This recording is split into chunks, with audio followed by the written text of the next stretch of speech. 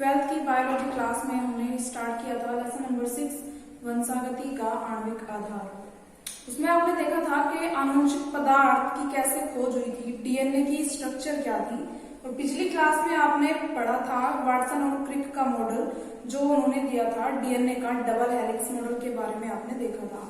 आज हम देखने वाले हैं कि दूसरा न्यूक्लिक अम्ल क्या होता है, कितने प्रकार का होता है और उनमें से हम टीआरएनए की स्ट्रक्चर हम पढ़ने वाले हैं।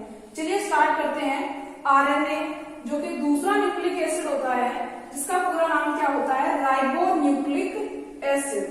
पूरा नाम होगा राइबो न्यूक्लिक एसिड। इसमें होता क्या है कि डीएनए में जैसे वहां पे 4 न्यूक्लियोटाइड मिल रहे थे, एक तो क्या था, एडेनिन था, थायमिन था, साइटोसिन था और ग्वानिन था। लेकिन यहाँ पे क्या हो जाता है, थायमिन की जगह पे आ जाता है एक दूसरा नाइट्रोजनस बेस यूरेसिल। ठीक है, तो यहाँ पे एक अंतर आ जाता है कि ए के सामने जो बॉन्ड बनाएगा, डबल हाइड्रोजन बॉन्ड बनाएगा, वो यू बनाएगा। ठीक है, तो आरएनए में थायमिन की जगह पर क्या होता है, यूरेसिल होता है। यहाँ पे पूरा नाम क्या हो जाएगा इसका, यूरेसिल हो जाएगा। ठीक है, दूसरा आरएनए कहाँ मिलता है कोशिका के अंदर। आरएनए कोशिका के अंदर मिलता है, एक तो केंद्रक में मिलेगा, दूसरा कोशिका द्रव्य में भी मिलता है। कोशिका द्रव्य में मिलता है। डीएनए में आपने देखा था कि ये सिर्फ डीएनए जो एक ही तरह का था, उसके प्रकार नहीं थे। लेकिन आरएनए जो होता है वो 3 प्रकार का होता है। यहाँ पे तीनों नाम लिखे हुए हैं। सबसे पहले क्या लिखा हुआ है, संदेशवाहक यानी कि मैसेंजर, इसको शॉर्ट फॉर्म में क्या लिख सकते हैं, एमआरएनए। दूसरा क्या है, अभिगमन यानी कि जो अभिगमन करता हो, ट्रांसफर करता हो किसी चीज को, उसका नाम क्या हो जाएगा, टीआरएनए। थर्ड होता है राइबोसोमल, जिसको कहते हैं आरआरएनए। ठीक है, सबसे पहले देख लेते हैं एमआरएनए कैसे बनता है। जो ये आरएनए होता है वो डीएनए से ही बनता है। ठीक है, एमआरएनए संदेशवाहक होता है। डीएनए से केंद्रक में एमआरएनए का निर्माण होता है और वहां से वो बाहर आ जाता है, जिसको कोड करके ही वो एक फ्रेम की तरह काम करता है और उससे क्या बनती है, प्रोटीन बनती है। तो इसका काम क्या होगा, मैसेंजर। निर्माण किससे होता है, डीएनए से इसका निर्माण होता है एमआरएनए का, जिस क्रिया को हम क्या कहते हैं, ट्रांसक्रिप्शन कहते हैं, अनुलेखन कहते हैं। जो ये अनुलेखन होता है ये भी आप आगे पढ़ेंगे इसी लेसन में। नेक्स्ट क्या है, टीआरएनए। टीआरएनए का काम होता है, एक क्रिया चलती है यहाँ पे प्रोटीन संश्लेषण की। सेल के अंदर एक काम होता है प्रोटीन संश्लेषण का। ठीक है, तो प्रोटीन संश्लेषण क्या होता है, प्रोटीन जो होती है, प्रोटीन की जो इकाई होती है वो होती है अमीनो अम्ल। प्रोटीन की इकाई क्या होगी, अमीनो अम्ल इकाई होती है प्रोटीन की। ठीक है, और हमारे शरीर में कम से कम 20 प्रकार के अमीनो अम्ल अभी तक ज्ञात है जो पाए जाते हैं। ठीक है, तो ये अमीनो अम्ल क्या करते हैं, अमीनो अम्ल ही मिलकर पॉलीपेप्टाइड चेन बनाते हैं और पॉलीपेप्टाइड चेन से ही क्या बनता है, प्रोटीन बनता है। जो टीआरएनए होता है ट्रांसफर करता है किसका, अमीनो अम्ल का। यहाँ पे हम लिख सकते हैं अमीनो अम्ल का क्या करता है, ट्रांसफर करता है। कहां पे, इस सेल के अंदर कहीं पे भी अमीनो अम्ल पड़ा हो तो उसको ले जाने का काम कौन करेगा, जहां पे भी उसको जाना होगा टीआरएनए करेगा। ठीक है, एक तरह से उसकी सवारी होता है। थर्ड क्या है, राइबोसोमल आरएनए यानी कि आरआरएनए। नाम में क्या पता चल रहा है, राइबोसोमल, यानी ये जो आरआरएनए होता है ये राइबोसोम के निर्माण में भाग लेता है, राइबोसोम का निर्माण करता है। ठीक है, तो आपने 3 आरएनए के बारे में देखा कि एमआरएनए क्या करता है, टीआरएनए क्या करता है, आरआरएनए क्या करता है। अब देख लेते हैं, एग्जाम में पूछा जाता है कि जो ये ट्रांसफर टीआरएनए, जो टीआरएनए होता है उसका स्ट्रक्चर, क्लोवरलीफ मॉडल उसमें से मोस्टली पूछा जाता है। क्लोवरलीफ मॉडल क्या होता है, चलिए देख लेते हैं। यहाँ पे ये टीआरएनए की एक स्ट्रक्चर दी हुई है, यहां से ये क्या है, एक टीआरएनए का डायग्राम है, स्ट्रक्चर है।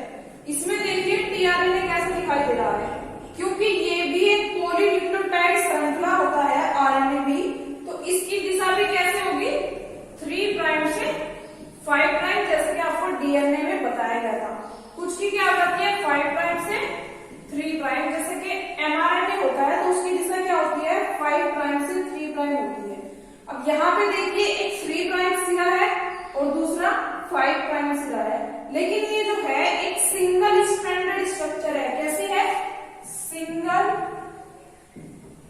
स्ट्रैंडेड स्ट्रक्चर है, यानी यहाँ पे जो पॉलीन्यूक्लियोटाइड की श्रृंखला है वो क्या है, सिर्फ एक ही है। देखिए यहाँ से स्टार्ट हुआ और इस तरह के फोल्ड करते हुए क्या होगा, एक ही चेन है जो अलग तरीके से फोल्ड हुई है। ठीक है, ये जो 3 प्राइम सिरा होता है इस पर क्या लगा होता है, अमीनो अम्ल। ठीक है, अभी बताया था ना कि ट्रांसफर क्या करता है, ट्रांसफर जो आरएनए होता है वो अमीनो अम्ल को ट्रांसफर करने का काम करता है।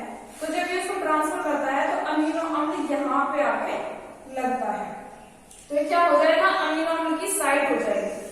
इसका जो 3 प्राइम सिरा होता है वहां पे जो न्यूक्लियोटाइड होते हैं ये होते हैं CCA, यानी कि साइटोसिन हो गया और एडेनिन हो गया।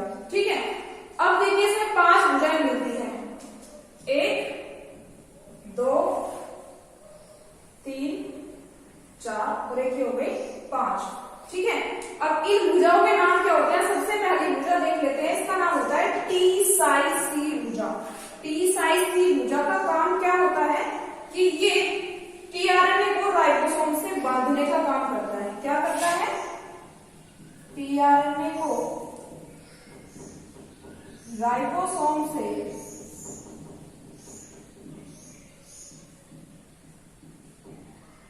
बांधने का काम करता है।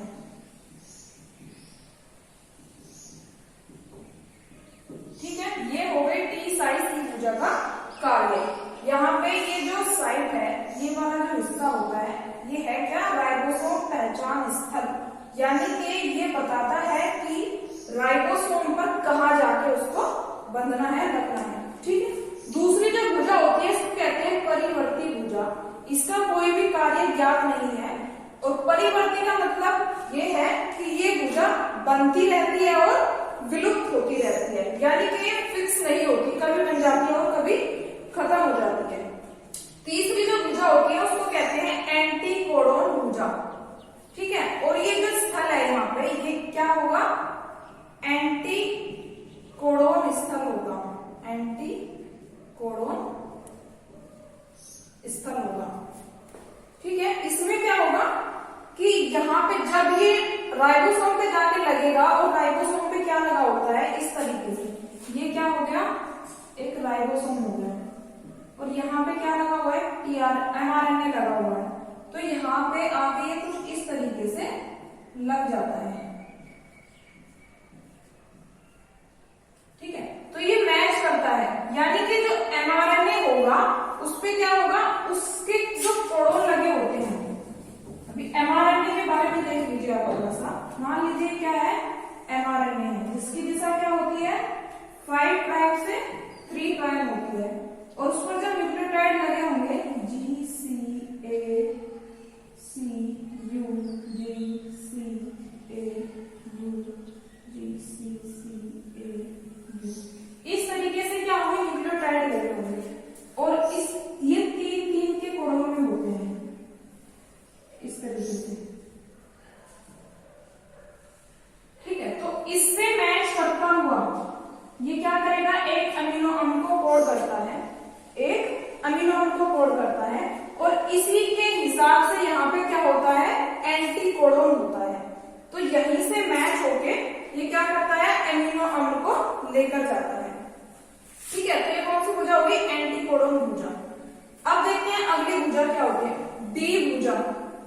जो हमारी 4th नंबर की भुजा है वो क्या है, डी भुजा है और ये क्या करती है, सिंथेटेज स्थल के लिए होती है ये भुजा। सिंथेटेज क्या होता है, एक एंजाइम होता है। ठीक है, ये क्या होता है, एक एंजाइम होता है जो कि टीआरएनए पर ही उपस्थित होता है और वो यहीं पे आकर जुड़ता है। तो ये हुआ टीआरएनए का क्लोवर लीफ मॉडल। क्या कहा जाता है इसको, क्लोवर लीफ मॉडल कहा जाता है और ये एग्जाम में पूछ लिया जाता है कि टीआरएनए के क्लोवर लीफ मॉडल की स्ट्रक्चर बनाइए, इसके कार्य लिखिए। ठीक है, तो ये हुआ आरएनए के प्रकार और टीआरएनए की स्ट्रक्चर के बारे में। अब देख लेते हैं कि डीएनए और आरएनए में अंतर क्या होता है।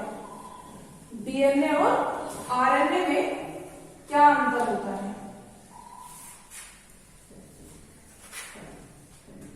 दो कॉलम बना लेते हैं, एक साइड में क्या लिख देंगे डीएनए और एक साइड में लिख लेंगे आरएनए। सबसे पहला अंतर क्या होगा कि अभी बताया था कि डीएनए में क्या होते हैं 4 न्यूक्लियोटाइड ए, जी, सी और टी। यहां पे आरएनए में क्या होता है टी यानी कि क्या है थायमिन। थायमिन के स्थान पर क्या मिलता है यूरेसिल मिलता है। यूरेसिल यानी कि यू मिलता है। तो ये हो गया। दूसरा अंतर क्या होगा, डीएनए में जो शुगर मिल रही थी पेंटोज शुगर, कौन सी होती है पेंटोज शुगर, वो होती है डीऑक्सी राइबोस शुगर।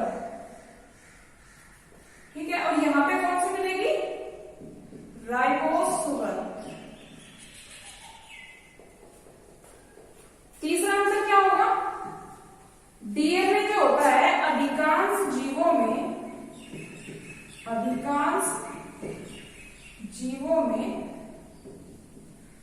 आनुवंशिक पदार्थ के रूप में पाया जाता है। आनुवंशिक पदार्थ के रूप में